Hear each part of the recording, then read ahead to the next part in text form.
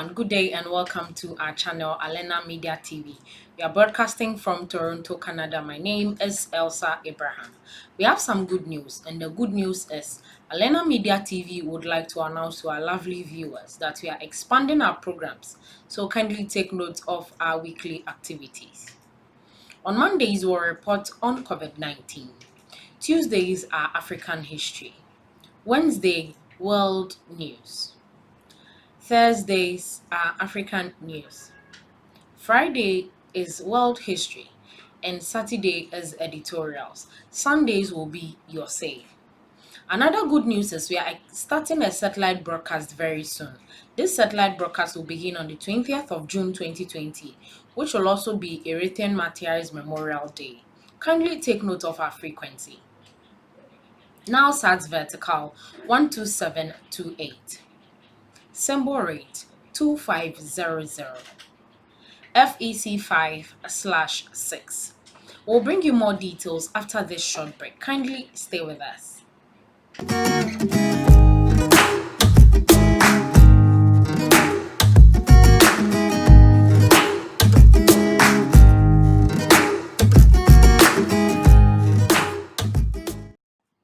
In today's editorial, we are going to talk about why most Eritreans flee the country, a call for unity, peace, and stability in Eritrea. For 2 decades, President Isaias Afwerki of Eritrea used the absence of peace with Ethiopia to justify authoritization.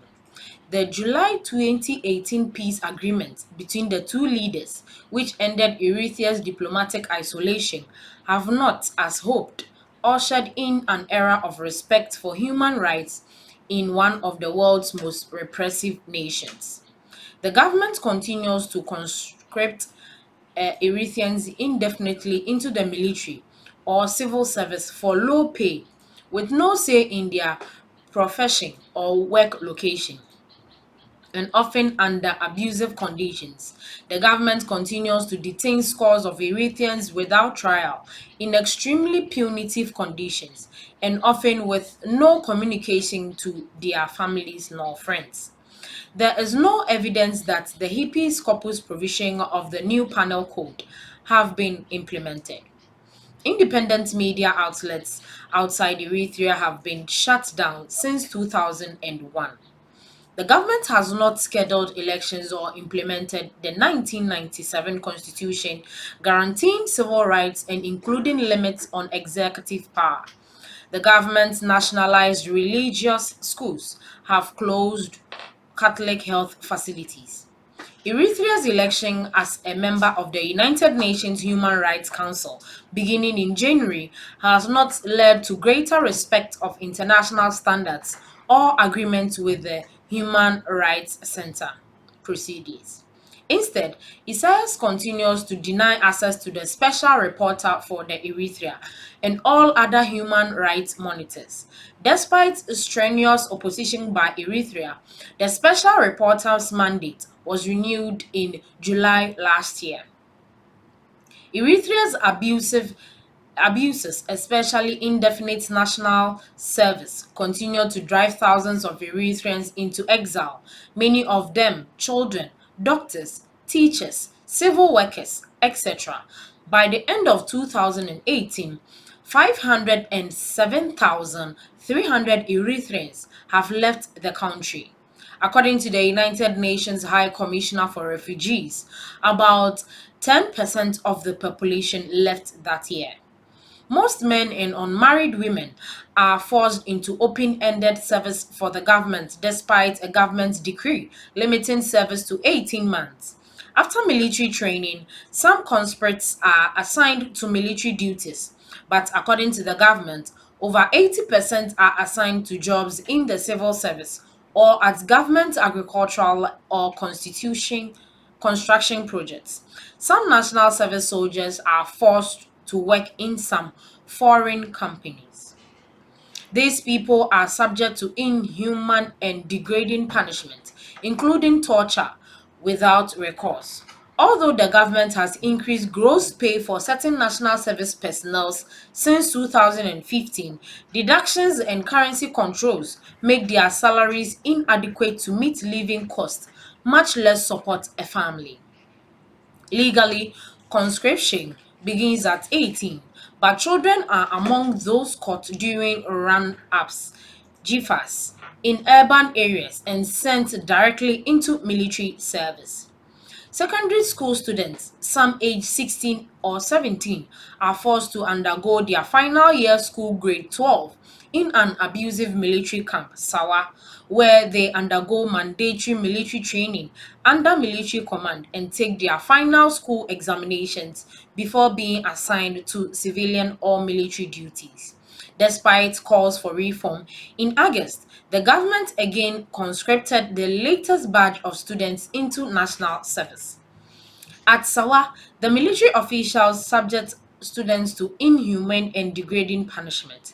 Girls and women students risk several harassment, sexual harassment, and exploitation. On weekends, some students are also assigned to forced labor at a nearby general's farm. Despite government's commitment to reforming the education sector, the government relies on national service conscripts to teach in schools across the country. Conscripts have little to no choice in their assignment and no end to their deployment in sight. Absenteeism is rampant and the education system suffers a lot. The government continued to recognize only four religious denominations as legitimate: the Sunni Islam, Eritrean Orthodox, Roman Catholic, and Evangelical Lutheran churches. Pentecostal, Jehovah Witnesses are banned from worshipping. Eritreans affiliated with unrecognized faith risk raids on their homes, imprisonment, and torture. Release requires written renunciations of religious affiliation. In 2019, as in previous years, there were reports of raids in Keren and Asmara. Jehovah's Witnesses have been especially victimized since April 1993 when they refused to participate in the referendum on independence. 52 reportedly remain in prolonged detention at the Mai Sewa prison, including three leaders arrested in 1994 because of their consensus objections to military service. The government further restricted activities of the four religions it recognized. In September last year, it seized control of seven affiliated schools: Catholic, Islamic, and Lutheran. In June, the government confiscated all Catholic health clinics and expelled patients receiving treatments and resident nuns and looted all properties of the church. The UN Special Rapporteur on Eritrea expressed concern that their seizure will negatively impact the rights to health of the affected populations, in particular, those in remote areas. The crackdown came after the country's Catholic bishops released a pastoral letter obliquely calling for justice and reform from the government and raising alarm about the ongoing exodus from the country. The government has run the Eritrean Orthodox Church, the nation's largest religious institutions, since it deposed its patriarch, Abune Antonio, in 2007 and placed him under house arrest. In July, media reported that five of the church's six bishops voted to expel Abune from the church, accusing him of heresy after he released a video complaining that the church was being led by a government-appointed layman. The expulsion letter threatens punishment for mentioning his name. Five priests were reportedly arrested in June for supporting Antonio. Eritreans are subject to arrest and incarceration for long periods without trial or opportunity to appeal. Imprisonment is frequent in vastly overcrowded cells or in shipping containers. Ill treatment is common, including torture. The former finance minister and critic of the president, Behane Abrehi, remains in incommunicado detention since September 2018. His wife, Almaz Habtemariam, arrested earlier in 2018, was released in August. Many detainees, including government officials and journalists arrested in 2001 after they questioned Isaiah's leadership, are held incommunicado in places unknown to family members. Example, Siham Ali Abdul, daughter of a former information minister, has been held in detention for 8 years since her arrest at age 15. Some families only hear of the fate of their imprisoned relatives when the prisoners' bodies are returned to them.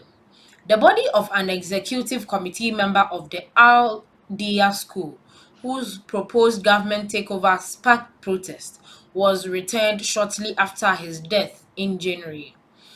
The judicial system, partially staffed by national service conscripts subject to military school, has no independence. No public defense lawyers exist. Independent press has not been tolerated since Eritrea in 2001. The Committee to Protect Journalists found that Eritrea was the world's most concerned country and the sub-Saharan African country with the highest number of journalists behind bars. Internet cafes are monitored, and in May, media reported that the government briefly shut down the internet altogether. No opposition political parties are allowed. Labor unions are also banned, except those controlled by the government, as are gatherings of more than 3 people. There are no independent non-governmental organizations. Leaving the country without permission is illegal, and individuals trying to flee are being shot, killed, or arrested. For a time after the border to Ethiopia opened in 2018, the government did not restrict departures. At the end of 2018 and again in April 2019, however, the government unilaterally closed several border crossings and reinstated the exit permit requirements. After the Eritrea-Ethiopia border opened, the number of fleeing Eritreans, especially unaccompanied children and women, increased. Hundreds were reported to flee daily in early 2019. According to this, fleeing in 2019 were 5 members of Eritrea's youth soccer team participating in a regional tournament in Uganda. Despite the 2018 reapproach between Eritrea and Ethiopia, the disputed border has not been demarcated and Ethiopia has not withdrawn from Badme, the village that triggered the 1998 war. Tensions with Djibouti remain unresolved because Djibouti claims that Eritrea has not accounted for prisoners of war captured in 2008 border dispute. In 2019, Djibouti requested binding international arbitration. The request remained pending at this time. This is where we end today's episode of our editorial. Please don't forget to like, share, comment, let us know your thoughts, and make sure you subscribe to this particular episode. Thanks for watching.